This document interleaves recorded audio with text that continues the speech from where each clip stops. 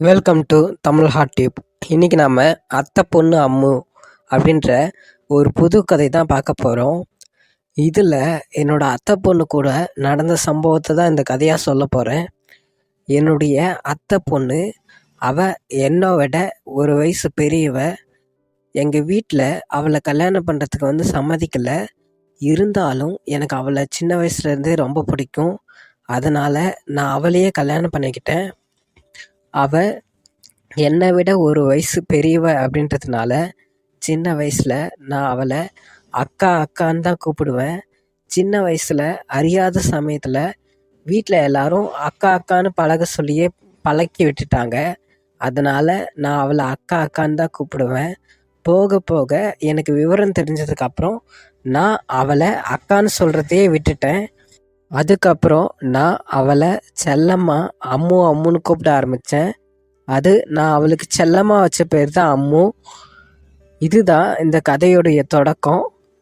எனக்கும் என்னுடைய அத்தை பொண்ணான அம்முவுக்கும் கல்யாணம் ஆகி ஒரு சில மாதங்களுக்கு அப்புறம் நாங்கள் 2 பேரும் குடும்ப நல நீதிமன்றத்தில் நாங்கள் 2 பேரும் சந்திக்கிற நேரம் வந்துச்சு.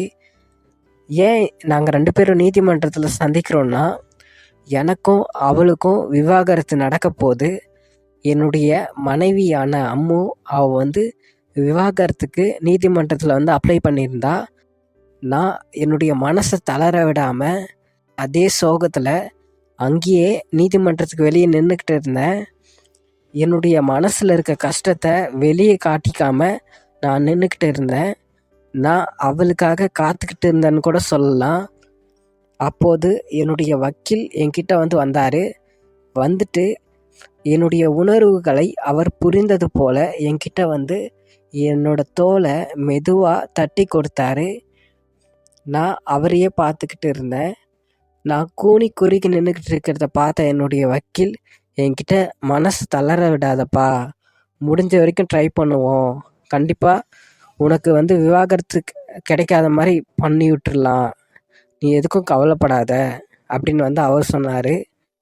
அதே சமயம் ஒரு கார் வேகமாக நீதிமன்றத்தை நோக்கி வந்தது. அந்த கார் வேகமாக நீதிமன்றத்து அருகே நின்றது. அந்த காருக்குள்ளே இருந்து 2 பேர் இறங்க ஆரம்பித்தாங்க. அது வேறு யாரும் இல்லை, என்னுடைய அத்தையும் மாமாவும் தான் கார்லேருந்து இறங்க ஆரம்பித்தாங்க. நான் அவங்களையே சோகமாக பார்த்துக்கிட்டு இருந்தேன். அதுக்கப்புறமா அந்த காருக்கு பின்பக்கமாக இருந்து ஒரு பெண் இறங்கினா. அது யாருன்னு நான் ஆச்சரியமாக பார்த்துட்டு இருந்தேன். அவளுடைய கண்கள், அதாவது மான் போன்ற விழிகள், அவளுடைய மருண்ட பார்வை, அப்புறம் அவள் அணிந்திருந்த வெளிநாட்டு உடை, இதெல்லாம் பார்த்துட்டு அவளுடைய அழகையே நான் மெய் மறந்து பார்த்துட்டு இருந்தேன். அவளுடைய கருநிற கூந்தல் அப்படியே அந்த காற்றுல அலைப்பாய ஆரம்பித்தது. அப்படியே அவள் நிலம் அதிர நடந்து வந்துக்கிட்டே இருந்தா. அவள் வேற யாரும் இல்லை, அவள் என்னுடைய அத்தை பொண்ணான அம்மு தான். அவள் அப்படியே நடந்து நீதிமன்றத்தை நோக்கி பொறுமையாக நடந்து வந்துக்கிட்டு இருந்தா. நான் அவளுடைய அழகையே பார்த்து ரசிச்சுக்கிட்டு இருந்தேன். அவள் அப்படியே அந்த புடவையை இழுத்து அவள் மேலே போர்த்தியபடியே அங்கு வருவதையே நான் அப்படியே பார்த்து ரசிச்சுக்கிட்டு இருந்தேன். அவள் என்கிட்ட என்னை கடந்து அப்படியே நடந்து போனா. அப்போது என்னுடைய அத்தை என்னை கடந்து போக ஆரம்பித்தாங்க. என்னுடைய அத்தை, அதாவது என்னுடைய மனைவியோட தாய் தான் என்னுடைய அத்தை. அவங்க என் பக்கம் வந்தாங்க. அப்படியே என்னை கடந்து போக ஆரம்பித்தாங்க. அப்போது என்னுடைய மாமாவும் கோட் ஷூட் போட்டுக்கிட்டு அசால்ட்டாக என்னை கடந்து போக ஆரம்பித்தார். நான் என்னுடைய அத்தையவே பார்த்துக்கிட்டு இருந்தேன். என்னுடைய அத்தை என்னை பார்த்துட்டு அவளுடைய கண்களாலே என்னை பார்த்துட்டு மன்னிச்சிடுப்பா மருமகனே அப்படின்னு சொல்லிட்டு கண்களாலேயே என்னை பார்த்து மன்னிப்பு கேட்டுட்டு போனாங்க. நான் அப்படியே அமைதியாக நின்றுக்கிட்டு இதெல்லாம் பார்த்துக்கிட்டு இருந்தேன். எனக்கும் என் மனைவி அம்முவுக்கும் ஏற்பட்ட பிரச்சனைக்கு இன்றைக்கி தான் நீதிமன்றத்தில் விசாரணை நடக்க ஆரம்பித்தது. அப்போது விசாரணைக்காக எங்கள் 2 பேரையும் கூப்பிட்டாங்க. நாங்கள் 2 பேரும் போய் நின்னோம்.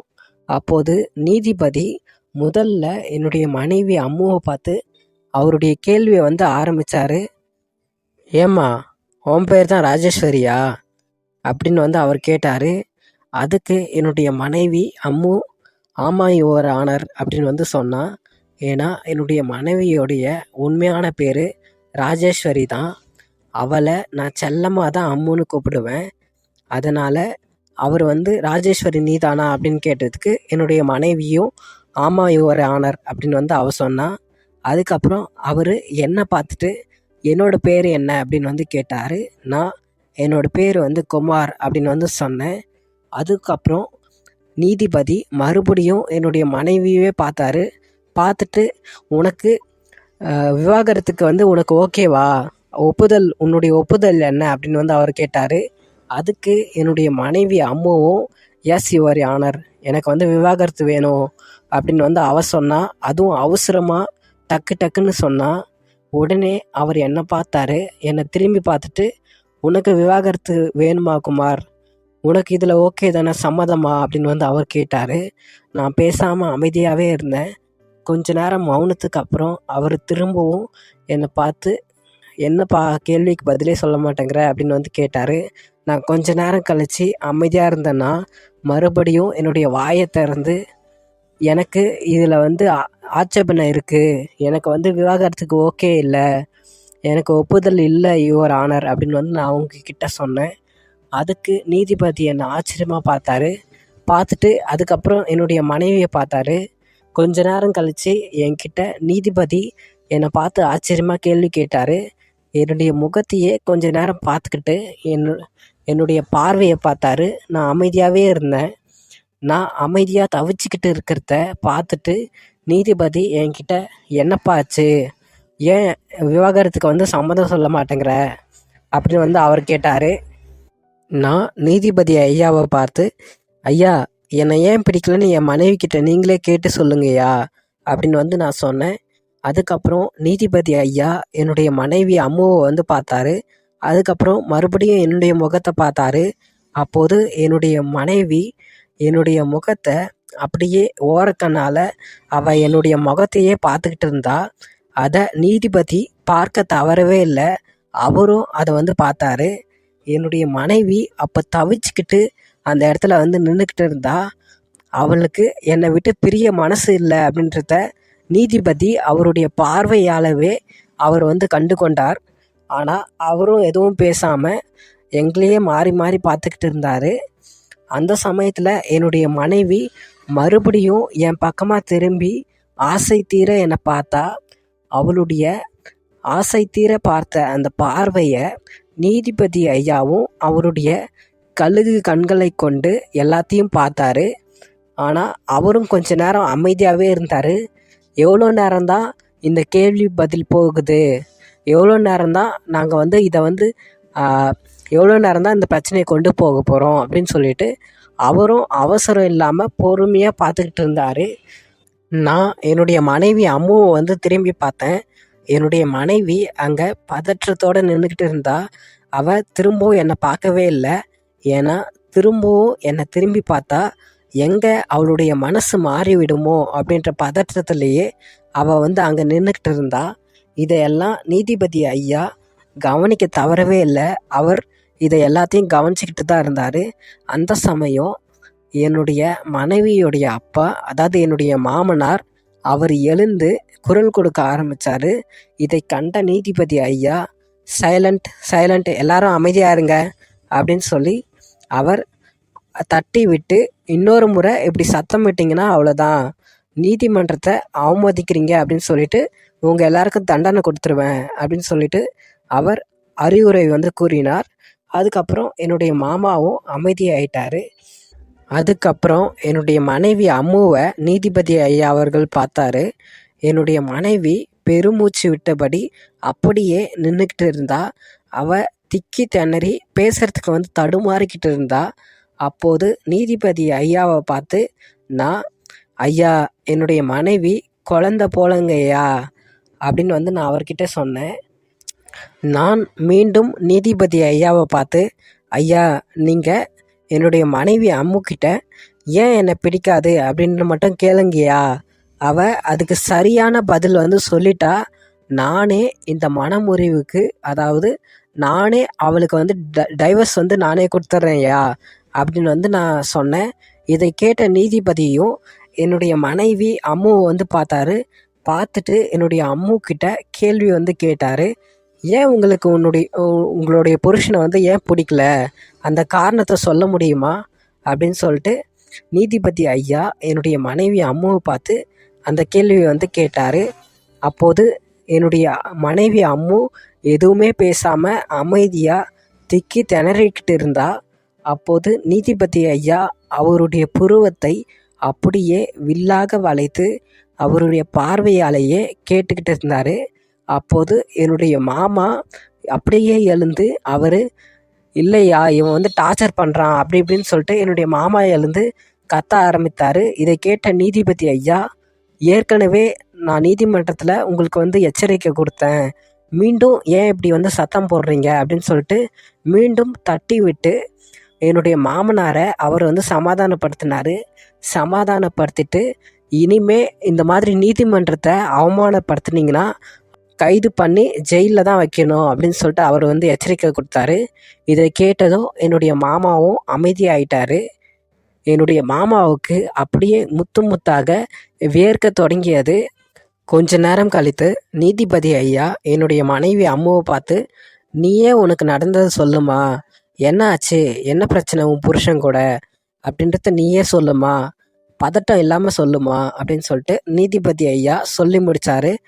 இதை கேட்ட என்னுடைய மனைவி, அவளுக்கு வந்து என்ன சொல்கிறதுனே தெரில.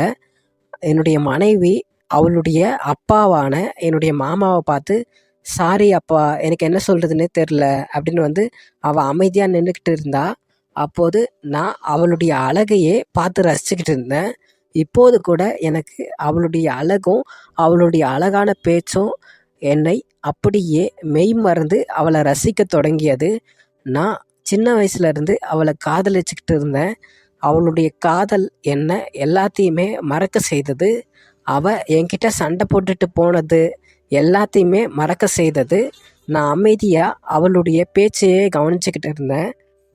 கொஞ்ச நேரம் கழித்து நீதிபதி ஐயா என்னுடைய மனைவியை பார்த்துட்டு, எதுக்கு விவாகரத்து வழக்கு தாக்கல் பண்ணீங்க, எந்த பதிலும் சொல்ல மாட்டேங்கிறீங்க அப்படின்னு சொல்லிட்டு நீதிபதி ஐயா எச்சரிக்கையோடு என்னுடைய மனைவியை பார்த்து கேட்க ஆரம்பித்தார். அதுக்கு என்னுடைய மனைவி திருவென விழிக்க ஆரம்பித்தாங்க. என்னுடைய மனைவி அவளுடைய அப்பாவை பார்த்து, அப்பா என்னப்பா சொல்கிறது அப்படின்ற மாதிரி முழிச்சுக்கிட்டு இருந்தா. என்னுடைய மாமாவுக்கும் என்ன சொல்கிறதுன்னு தெரியாமல் அமைதியாகவே இருந்தார். கொஞ்ச நேரம் கழித்து நீதிபதி ஐயா என்னை பார்த்துட்டு, எங்கள் எல்லாரையும் பார்த்துட்டு, இந்த வழக்கு பொய்யாக ஜோடிக்கப்பட்ட மாதிரி இருக்குது, இந்த விவாகரத்து வழக்கு உண்மையான வழக்கு மாதிரி தெரியல, அதனால் நான் இந்த வழக்கை வந்து தள்ளுபடி செய்கிறேன். மேலும் இந்த பொண்ணு ராஜேஸ்வரி, அதாவது என்னுடைய அம்முவை தான் அப்படி சொன்னார். இந்த அம்முவுக்கும் இந்த பொண்ணோட அப்பாவான, அதாவது என்னுடைய மாமனாருக்கு என்னை வந்து பிடிக்கல, இந்த மாப்பிள்ளையை வந்து பிடிக்கலன்றது வந்து தெளிவாக தெரியுது.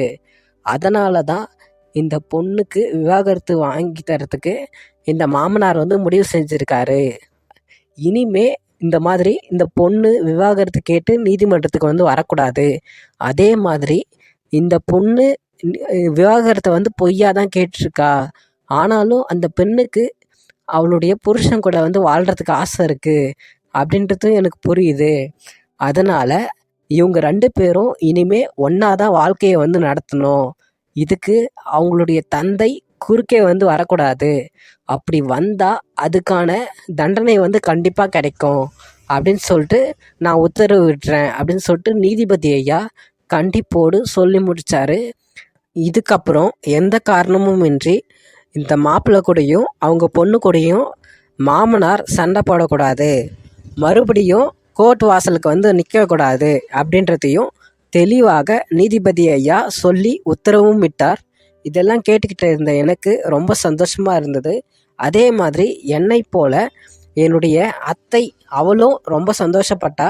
அவள் சந்தோஷத்தோட என்னையே பார்த்துக்கிட்டு இருந்தா. நான் இந்த நீதிமன்றத்தில் நடந்ததை நினச்சி ரொம்ப சந்தோஷத்தோடு நான் இருந்தேன். சந்தோஷத்தோடைய உச்சிக்கே நான் சென்றேன். நான் அப்படியே என்னுடைய மனைவி அம்முவை பார்த்தேன். என்னுடைய மனைவி என்னை பார்க்கவே இல்லை.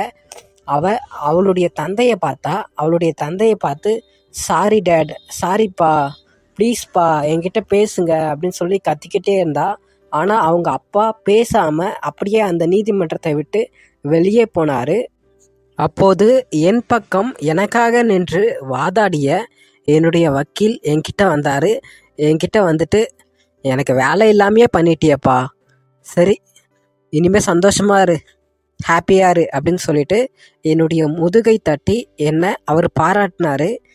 நான் மேலும் என்னுடைய அத்தையை வந்து பார்த்தேன். என்னுடைய அத்தை என்னை பார்த்து சந்தோஷமாக இருந்தா. அதுக்கப்புறமா அழுதுகிட்டே அப்படியே சிரிக்க ஆரம்பித்தா. சிரிச்சுக்கிட்டே அந்த இடத்த விட்டு என்னுடைய அத்தையும் போக ஆரம்பித்தா. என்னுடைய மாமாவும் அத்தையும் நீதிமன்றத்தை விட்டு வெளியேற ஆரம்பித்தாங்க. அப்போது நான் என்னுடைய மனைவியை பார்த்தேன். என்னுடைய மனைவி அங்கேயே என்னுடைய மாமனாருடைய காருக்கு அருகே நின்று அவள் அழுதுகிட்டே இருந்தா. நான் அவகிட்ட போனேன். என்னுடைய மனைவி அம்மு கிட்ட போயிட்டு என்னுடைய கர்ச்சீஃபை எடுத்து அவகிட்ட கொடுத்தேன். அவள் வேண்டான்னு சொல்லாமல் என்னுடைய கர்ச்சீஃபை வாங்கி அவளுடைய கண்களை அவள் தொடச்சிக்கிட்டா. அதுக்கப்புறம் என்னுடைய மனைவி அம்மு என்னை பார்த்துட்டு, டேய் ராஸ்கேல், என்னையே ஏமாத்திட்டல, உன்னை எனக்கு சுத்தமாக பிடிக்கலடா, போடா போ, உன் கூட நான் இனிமேல் வரமாட்டேன்டா, என்னால் வர முடியாது அப்படின்னு சொல்லி என்னுடைய மனைவி அம்மு அப்படியே சினிங்கியபடியே என் கூட வந்து சண்டை போட ஆரம்பித்தா. நான் அவளுடைய கையை வந்து பிடிச்சேன். அவளுடைய கையை பிடிச்சிக்கிட்டு நான் என்னுடைய மனைவி அம்முவை பார்த்தேன். என்னுடைய அம்முவோடைய கண்களை பார்த்தேன். கண்களை பார்த்துக்கிட்டே நான் அவகிட்ட, நான் உன்னை ஏமாத்தினேன்னா, நீ தான் என்னை ஏமாத்திட்டடி, நீ தான் உன்னோட அப்பா கேட்டதும் நீ என்னை விட்டுட்டு போயிட்ட அப்படின்னு வந்து நான் அவளை பார்த்து சொன்னேன். அவள் எதுவுமே பேசாமல் என்னையே பார்த்துக்கிட்டு இருந்தா. நான் மறுபடியும் என்னுடைய மனைவி அம்முவை பார்த்துட்டு, நான் உன்னை அடித்து கொடுமைப்படுத்தினேன், அதனால தான் இவங்கிட்ட இருந்து எனக்கு விவாகரத்து வேணும் அப்படின்னு சொல்லிட்டு நீ நீதிமன்றத்தில் சொல்லியிருக்கலாம்ல, கோர்ட்டில் நீ அப்படி சொல்லியிருந்தனா உனக்கு வந்து டைவர்ஸ் கொடுத்துருப்பாங்கல்ல, ஏன் உனக்கு அது தோணவே இல்லையா அப்படின்னு வந்து நான் அவளை பார்த்து கேட்டேன். நான் கேட்ட கேள்விக்கு என்னுடைய மனைவி அமைதியாக, என்னுடைய அம்மு என்கிட்ட, நீ தான் என்னை அடிக்கவே இல்லையே, அப்புறம் எப்படி நீ அடிச்சேன்னு நான் பொய் சொல்கிறது அப்படின்னு சொல்லிட்டு அவள் குழந்தை போல் என்கிட்ட வந்து பேச ஆரம்பித்தா. எனக்கு அப்படியே அவளை கட்டி பிடிச்சிக்கணும் அப்படின்னு வந்து தோணுச்சு. அப்படியே மெதுவாக நான் அவளுடைய கையை பிடிச்சேன். கையை பிடிச்சிக்கிட்டு அவளை வந்து கூட்டிக்கிட்டு போனேன். ஏன்னா என்னுடைய மனைவி அம்மு குழந்தை போல், அவளுக்கு எதுவும் பொய் பேச வராது. அதே மாதிரி அவள் என் மீது ரொம்ப அன்பாக இருப்பா, பாசமாக இருப்பா. அதே மாதிரி அவளுக்கு அவளுடைய அப்பாவையும் ரொம்ப பிடிக்கும். அவளுடைய அப்பாவையும் விட்டு கொடுக்கக்கூடாது, என்னையும் விட்டு கொடுக்கவே கூடாது அப்படின்னு நினைக்கிற ஒரு பொண்ணு தான் என்னுடைய அம்மு. அவள் ஒரு தேவதை மாதிரி. இதுக்கப்புறம் எனக்கும் என்னுடைய மனைவிக்கும் என்ன ஆச்சு அப்படின்றத நான் அடுத்த பகுதியில் சொல்கிறேன். இந்த கதை கொஞ்சம் ரொமான்டிக்காக காதலோடு இருக்கும். இந்த கதை கண்டிப்பாக உங்களுக்கு பிடிக்கும். இந்த கதை உங்களுக்கு பிடிச்சிருந்தா நம்மளோட சேனலை சப்ஸ்கிரைப் பண்ணிக்கோங்க. வேறு ஏதாவது கதை வேணும்னா கீழே இருக்க இன்ஸ்டாகிராம் அக்கௌண்ட்டில் எனக்கு வந்து மெசேஜ் பண்ணுங்கள். டிஸ்கிரிப்ஷனில் அதோட லிங்க் வந்து இருக்குது. நன்றி.